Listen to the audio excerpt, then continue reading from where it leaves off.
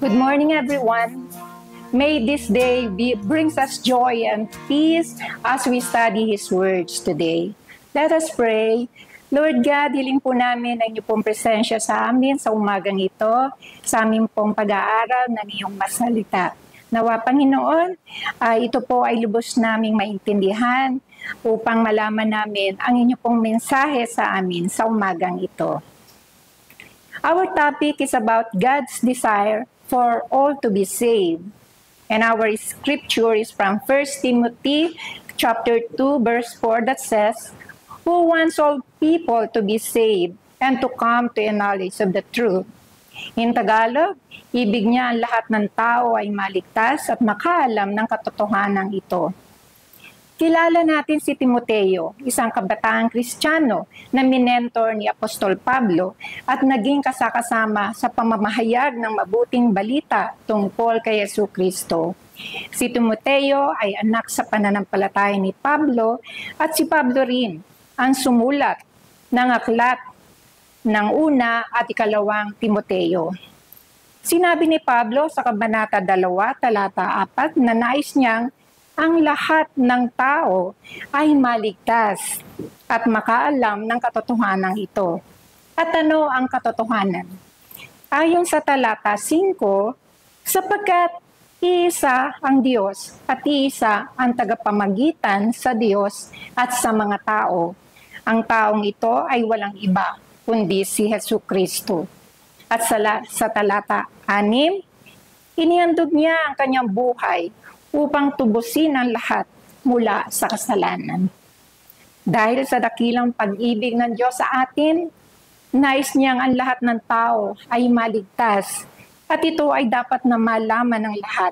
Kaya si Apostol Pablo ay nangaral sa iba't ibang lugar at bayan, kasama ang kanyang dinisipulo, kabilang na dito si Timoteo. Paano natin mauunawaan ang puso ng Diyos?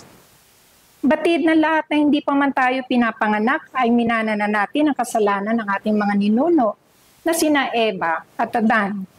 Sila ay sumuway sa utos ng Diyos na huwag kainin ang pinagbabawal na bunga sa paraiso.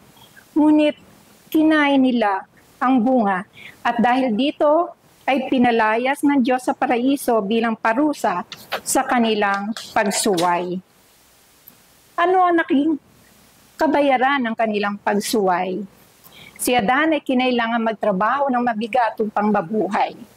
Si Eva ay hinatulan na maranasan ng masakit na panganganak at maging tagasunod na lamang ng asawang si Adan. Naranasan din niya gayon din ang kanilang mga anak, ang pagkakasakit, ang kahirapan ng buhay at physical death. Gayon din ang spiritual death. Dahil hindi na nila nakasama at nakausap ang Diyos ng harapan. Katulad ng dati, nung nasa paraiso pa sila, kasama ang Diyos. Ngunit dahil sa dakilang pag-ibig ng Diyos sa tao, ay hindi niya hinayaang mapalayo na tuluyan ng tao sa Diyos. Mayroon siyang ginawa upang muling ibalik ang dating magandang relasyon ng tao sa Diyos. Sa lumang tipan ay sinabi ni Propeta Isaias sa 9:6, "For unto us a child is born, unto us a son is given." Kanyang isinugo ang kanyang bugtong na anak na si Jesucristo upang tubusin tayo sa ating mga kasalanan. Na sino mang tumanggap sa Kanya bilang Panginoon at tagapagligtas ay maliligtas at magkakaroon ng buhay na walang hanggan. Tayo, bilang mga Kristiyano, ay tinanggap natin si Kristo bilang ating Panginoon at tagapagligtas ay mayroong tungkulin. Katulad ni Timoteo na dinisipulo ni Apostol Pablo, siya ay humayo at nangaral sa iba't ibang dako tungkol sa Panginoong Diyos. Ano ang dakilang utos sa atin? Ito ay nakasulat sa aklat ni Mateo 28:19. "Therefore, go and make disciples of all nations, Ang utos na ito ay para sa lahat ng tumanggap kay Kristo Jesus, ang bugtong anak ng Diyos. The command to make disciples is also known as the Great Commission. Ang kahulugan nito ay ituro natin sa mga tao ang daan patungo sa kaligtasan and to obey and follow Christ. We are called to be fishers of man. We are called to be missionaries. And being a missionary, we should share our faith. Who is Christ? At ibahagi kung paano tayo binago ng Diyos. We are also called to serve others, tumulong sa mga nangangailangan sa iba't ibang kaparaanan. Mahal ng Diyos ang mga nawawala at tayo ay sinugo upang hanapin sila at gabayan. Tayo ay tinawag ng Diyos upang sila ay hanapin, abutin, mahalin, at gabayan patungo sa buhay na kasama ang Diyos. Ipanalangin natin ang ating puso na magkaroon ng pagnanais na hanapin sila, mahalin sila, katulad ng pagmamahal sa kanila ng Diyos. Marami ang aadihin, ngunit kakaunti ang taga-ani. We are called to be the fishers of men. So this is a real challenge to all of us. Are we going to accept the challenge to have a heart to find the lost and to have a heart for mission?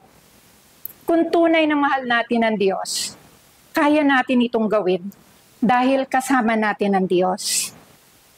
Let us pray. Heavenly Father, help us to have a heart for the lost. Katulad ninyo na kami ay magkaroon din ng pagnanais sa aming puso na hanapin ang nawawala upang maligtas at maranasan rin ang buhay na kasama kayo.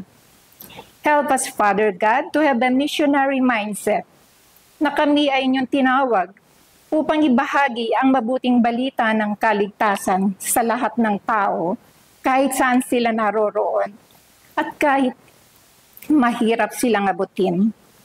Help us to understand your heart, dear God, na lubusan naming maunawaan ang nais yung maligtas ang lahat ng tao dahil mahal niyo kami. Na maunawaan namin ang kahalagaan ng pag-abot sa mga tao saan man sila naroroon. I pray for your mercy and grace for those who are lost, hurting, hopeless, and needy all around the world.